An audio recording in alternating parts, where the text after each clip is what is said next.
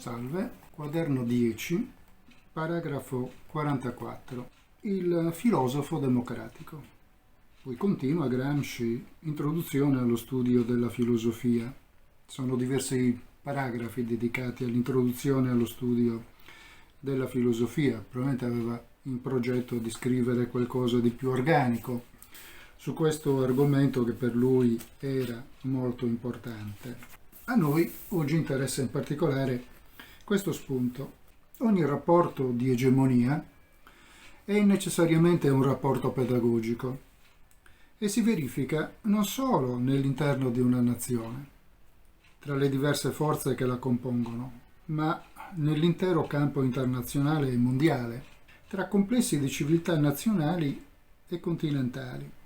Perciò si può dire che la personalità storica di un filosofo individuale è data anche dal rapporto attivo tra lui e l'ambiente culturale che egli vuole modificare, ambiente che reagisce sul filosofo e, costringendolo ad una continua autocritica, funziona da maestro. Così si è avuto che una delle maggiori rivendicazioni dei moderni ceti intellettuali nel campo politico è stata quella della cosiddetta libertà di pensiero e di espressione del pensiero, stampa e associazione, perché solo dove esiste questa condizione politica si realizza il rapporto di maestro-discepolo, nei sensi più generali. Su ricordati, in realtà si realizza storicamente un nuovo tipo di filosofo, che si può chiamare appunto filosofo democratico, cioè del filosofo convinto che la sua personalità non si limita al proprio io, al proprio individuo fisico, ma è un rapporto sociale attivo di modificazione dell'ambiente culturale. Quando il pensatore, dice Gramsci, si accontenta del pensiero proprio, soggettivamente libero, cioè astrattamente libero, dà oggi luogo alla beffa. Perché?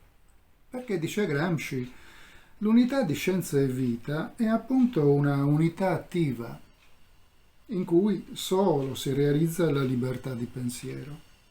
È un rapporto maestro-scolaro, filosofo-ambiente culturale in cui operare, da cui trarre i problemi necessari da impostare e risolvere, cioè è il rapporto filosofia-storia. Queste brevi note sul cosiddetto filosofo democratico sono molto importanti secondo me, perché con l'avvento della società di massa, contrariamente a quello che accadeva precedentemente, in cui evidentemente sia la scienza che la filosofia erano elitarie e quindi ristrette ad una piccola comunità di, chiamiamoli così, esperti della materia o delle materie, e con l'avvento della società di massa e anche, diciamo, della scolarizzazione di massa, ma questo è avvenuto praticamente negli ultimi 50 anni, e si pone un'esigenza nuova, e cioè quella del filosofo, o del sapiente, come si sarebbe detto ai tempi dell'antica Grecia,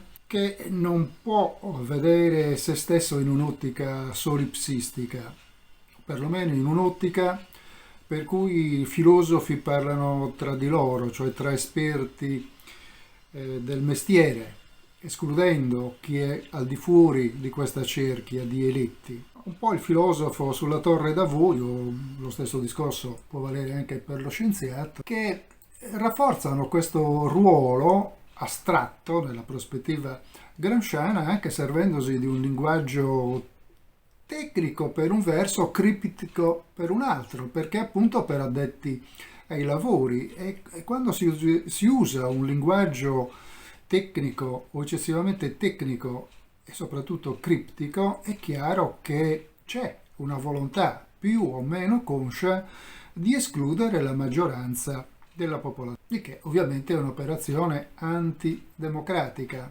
elitaria per l'appunto, che tende ad escludere, non ad includere. Ecco, la prospettiva gramsciana, che ovviamente non può che essere condivisa e che in parte, almeno in parte, si è realizzata, è quella invece di una scienza e di una filosofia che abbandonano appunto i panni paludati, le astrazioni incomprensibili ai più, per avvicinarsi maggiormente alla società.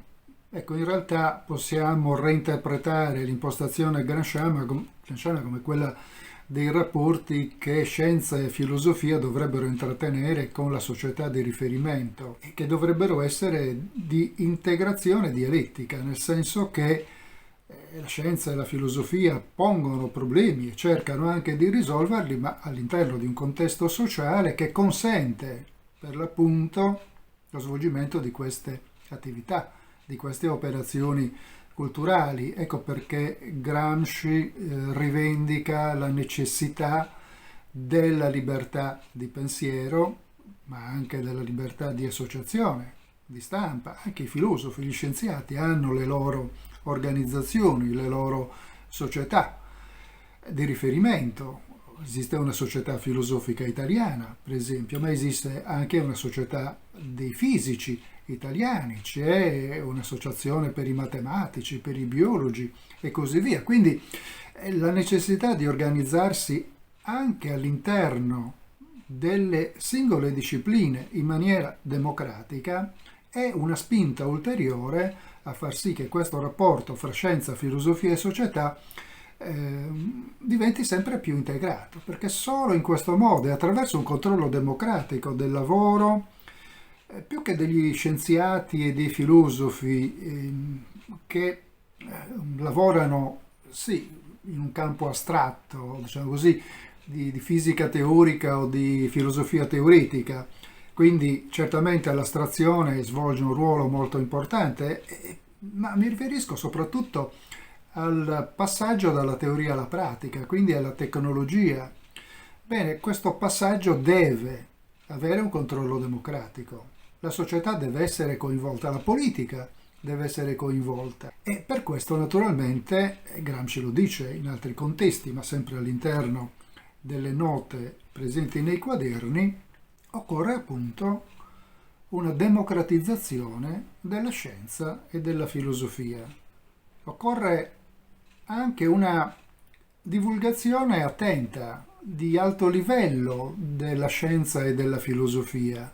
Non deve essere banalizzata, non deve essere volgarizzata. Ecco, non è questo l'obiettivo gramsciano, ridurre ai minimi termini ciò che è complesso.